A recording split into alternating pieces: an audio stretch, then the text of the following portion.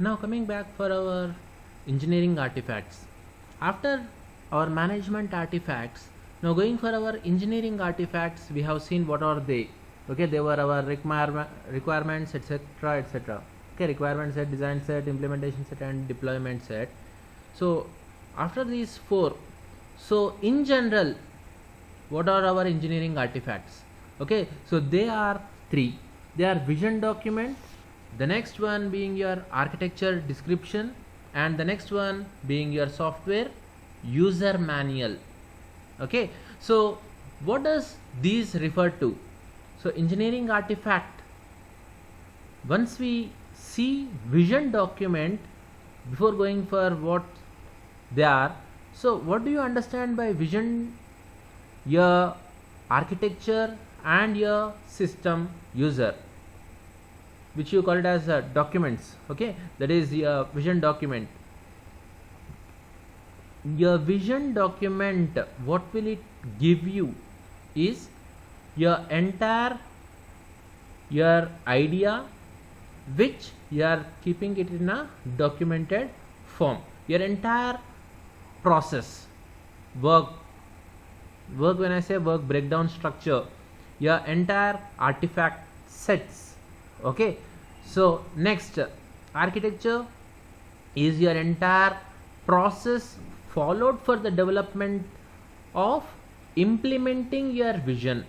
Okay, and after it, the system user manual is you are a developer, yes, you are a programmer or or an engineer, yes, you had an idea of what the user requires of the requirements is, or else you have gone for the entire artifact sets, etc. So the requirement set, you have gone for a documented requirements written in a full-fledged manner.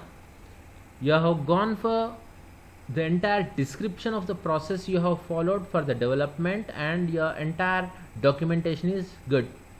But can the user follow it? Definitely no. So you need to give him his manual. Okay, so that's the thing.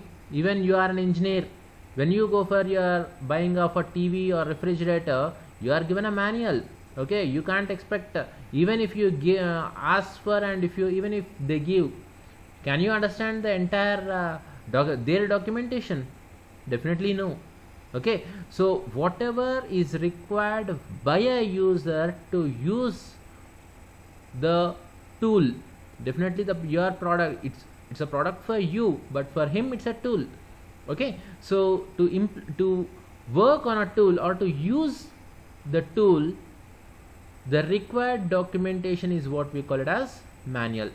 Okay, so once we go for our engineering artifacts, so the first one is vision document, where it will give you a complete vision of the entire software system which is developed, and which is developed according to the contract by the funding authority and the organization or the user who has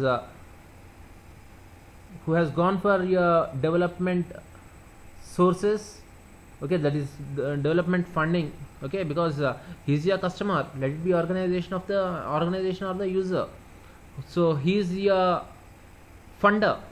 Okay, so next is whether you have developed it in a full-fledged manner or else as a liberal contract. So what do you understand by this is a liberal contract? See, it's a in company or else inside product. Okay, which you have developed for your own firm, or else for a small user who is not using it in a good way. Okay, for example, if you have gone for some storekeeper, okay, your IKEA and your normal supermarket both differ, and even if the supermarket is only of a one unit, okay, not having any branches or anything, so do you have the same thing? No.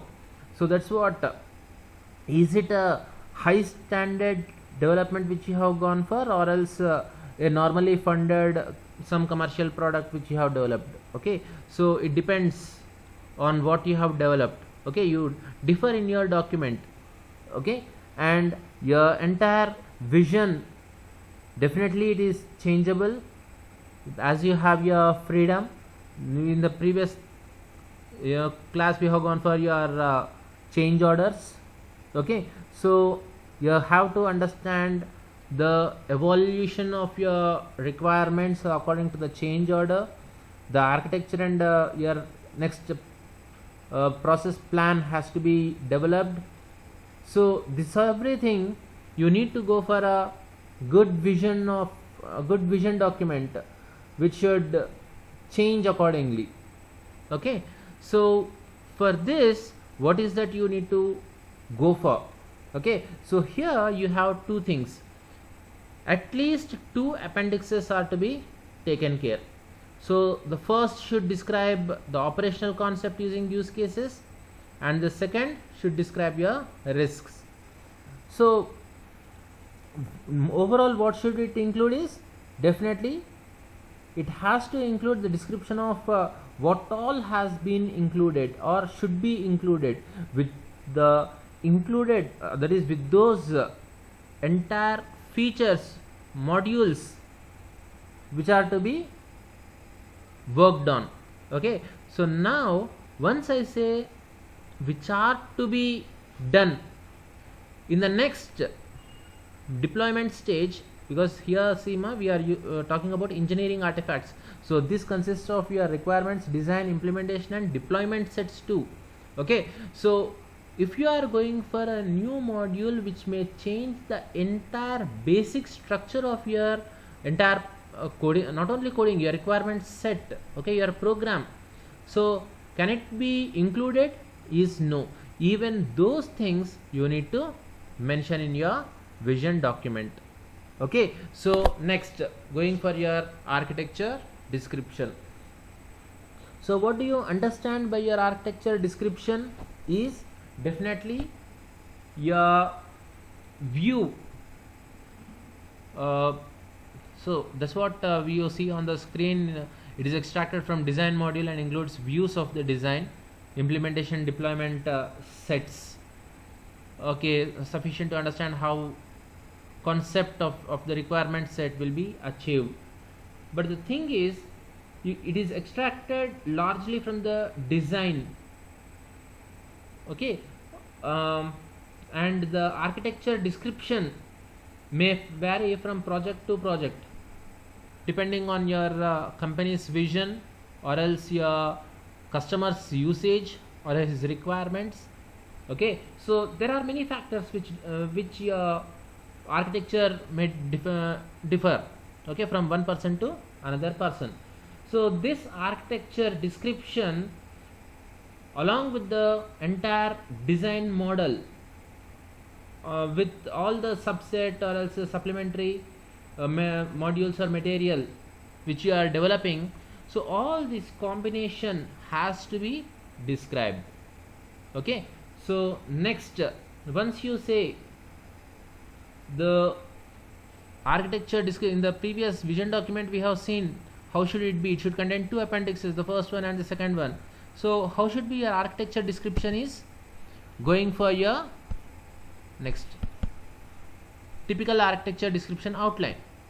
So once you go for your outline here, so it should consist of your entire 5 things, that is your architecture overview, entire overview depending on your objectives, constraints, the artifacts, your freedom, that is change order, etc. The next is your view. So what is your design view, process followed, component or the artifacts taken, and what are your deployment views. Then your interactions, so operational concept to primary, secondary, and anomalous scenarios. Then your performance, and last your, it's not quality but your trade-offs. Okay, so once you go for here your entire descriptions, your subset, it should be satisfied by the entire contents which you are seeing on the table, that is outline table on the screen. Okay, so the next one is your entire format. What is it? Is an abstraction. So how are you doing it? Is definitely with your developed sets, that is subsets, your supplementary material, which is not directly deliverable for the product, and also which is directly delivered by the project. So what do you understand? I'm sorry, I have used my own words, delivered and non-deliverable. See, some of the tools which you have used in your, for example, once you go for your execution of some program, so you are using some tools for manual calculations of values. Okay, for example, okay, this is an example I am telling you. So if you go for some mathematical calculations, some calculations you have done, okay, what is pi value? 22/7. So what is it? For example, I may take it as, yes, 3.14. okay, so is it just 3.14? No. So am I telling it to the, so as of, if I am getting a standard result which is expected for a particular program, will I tell this to the customer? Definitely when it is not required. Okay, so I won't tell it. What is the sorry to say, just going for some other example as what is the formula for area of a circle? Okay, you use pi in that formula, right? Now should I say it, I have used 3.14 for pi? It's understood. Okay, so those are the things. So trade-offs, your entire thing, your architecture, not architecture performance, your rational and trade-offs. Okay, so these things which are delivered, which should be set to the user, and which are not such important to be set to your user. So this is what you call it as trade-offs. Okay, so once we complete our vision document and your architecture description, now going for your user manual. Now what is user manual? Yes, user manual consists of all your written material needed by the user for using the tool. Okay, just one point I want to tell you here is, I have gone for much of the material kept in your PPT such that at the time of exam or internals you can directly go through your PPTs. Okay, so now going for your next pragmatic artifacts. So pragmatic artifacts, why should we learn about these pragmatic artifacts? What are they? Is the quality, yes, you can see on the screen, the quality of documents become more important than quality of engineering information they represented. Okay, so your entirely conventional document driven approaches, where your engineering time on developing, formatting your entire working, okay, where you are as formatting, reviewing, you are changing structures, terminal structure development, etc. That is in one word your documents. So these, why should I go for? Is there are several reasons, but the thing is, first, no engineering rework, because we are in the component development stage, that is customized. We are not in the customized way. Okay, we are in at the component development way. Okay, so here the reason why we go for is, our rework should be more. That is, already you are having a number of the entire, you are having a good knowledge of your domain. Okay, so no more customized work. Okay, to reduce your customized work to maximum extent, we go for our pragmatic artifacts. So in one way you can call it as no rework, great rework of engineering these engineering requirements can be done, okay, or should be done. Okay, so what happens is definitely your paper documents with all the text and graphical representations you need to have with formats. Okay, next is reviewers. Going for the first point, reviewer must be knowledgeable in engineering notation. Okay, human readable engineering artifacts should use rigorous notations, complete, consistent, and paper is tangible. Artifacts are too easy to change. Next, your short documents. So what is your reviewer doing is going for your first point, second part. So your conventional languages on which you are implementing and deploying, so these have to be highly worked on. So there is so you understand it in this way. So reviewer must be knowledgeable in the engineering notation. Okay, so what do you understand by this is, before it, what are you giving it in the user manual? See, are you giving your code? Definitely no. Okay, that is, once you go for your product, if I want code given to me by the developer, will he give? No, because once I give the code, the product or the project, whatever you say, is out of my hand. Okay, so you won't give him. So what is that you give him in the user manual?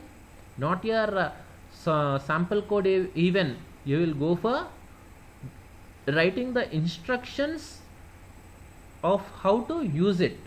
Okay, now in pragmatic artifacts, so these are, which you see on the screen, are cultural issues. Okay, so the first one, reviewer must be knowledgeable in the engineering notation. Yes, he is not the user. Many interested reviewers, okay, for example, if you want to buy a product, definitely you go for review. Okay, so who is the reviewer? One of the user, okay, or who is having a domain knowledge. Okay, so definitely particular artifact, you have to resist having to learn the language.